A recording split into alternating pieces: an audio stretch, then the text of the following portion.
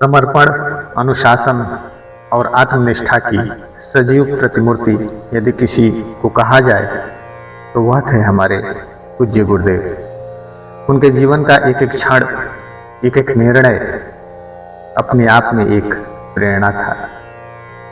उन्होंने जो कुछ भी कहा पहले उसे स्वयं अपने जीवन में पूरी निष्ठा और कठोरता से उतारा था।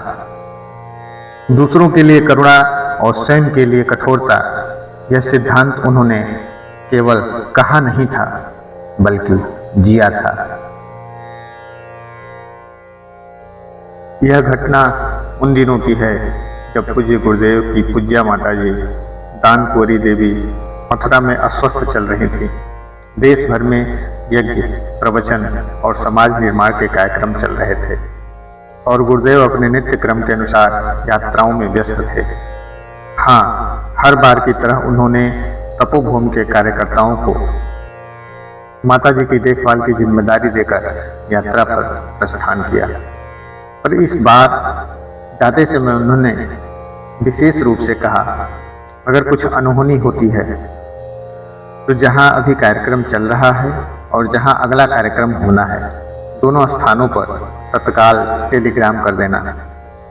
यह बात हमें उस समय थोड़ी विचित्र लगी, पर उनके दृष्टा होने के कारण शायद उन्हें पूर्वाभास हो गया था। और वही हुआ जब वे छत्तीसगढ़ के महासमुंद में 1000 कुंडी यज्ञ में प्रवचन दे रहे थे। एक टेलीग्राम उन्हें मंच पर ही सौंप दिया गया। उन्होंने एक नजर डाली, सब कुछ समझ गए। पल भर आंखें मूंदी, श्रद्धा सुमन अर्पित किए और उसी सहज भाव से अपनी विवेचना जारी रखी। श्रोताओं को तब कुछ समझ में नहीं आया, पर जब उन्हें बाद में सूचना मिली कि गुरुदेव की माताजी का निधन उसी समय हो गया था, तो वे स्तब्ध रह गए। ऐसा आत्मसंयम, ऐसी स्थित प्रज्ञता केवल एक सच्चे योगी में ही हो सकती है।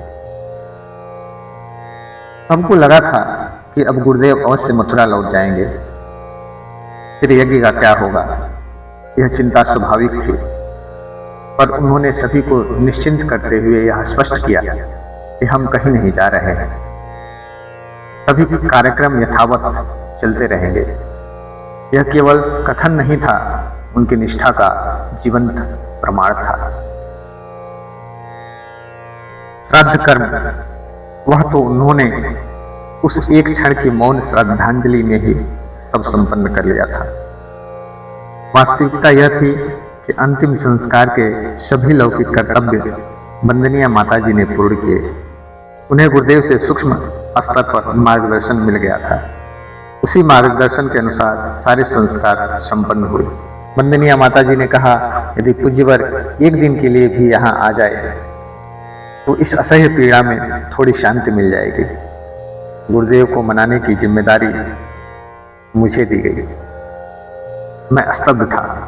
गुरुदेव के संकल्प को कोई डिगा नहीं सकता था, यह जानता था। फिर भी वंदनीय माताजी का आदेश था तो जाना ही पड़ा।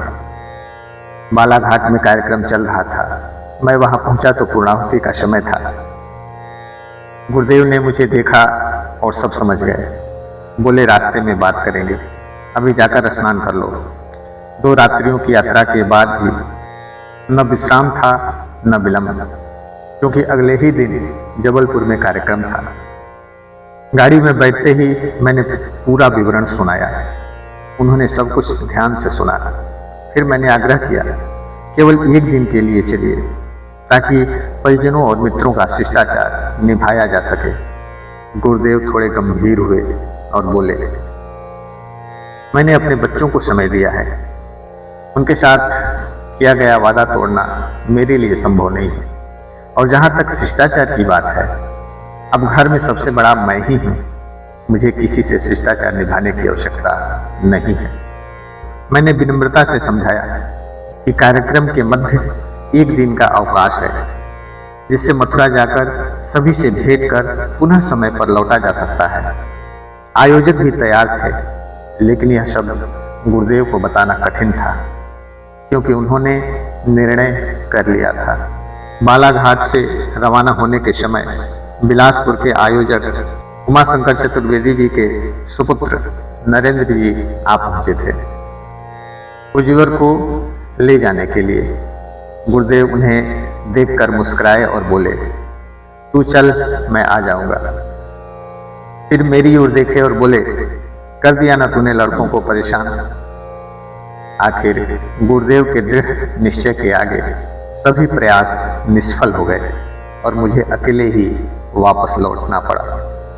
यह थे हमारे पूज्य गुरुदेव, एक सच्चे तपस्वी, एक स्थित प्रज्ञ योगी, जिनकी निष्ठा, अनुशासन और आत्मबल आज भी हमारे जीवन में प्रेरणा के स्तंभ बनकर खड़े हैं। वीरेश्वर उपाध्याय, शांति कुंज, हरिद्वार, उत्तराखंड। हमारे YouTube चैनल अध्यात्म को सब्सक्राइब करें और वीडियो पसंद आए तो लाइक करें। वीडियो को आप अपने दोस्तों व मित्रों के साथ शेयर करें और बेल आइकन दबाना ना भूलें, जिससे आगे की गतिविधियां प्राप्त हो सके। धन्यवाद।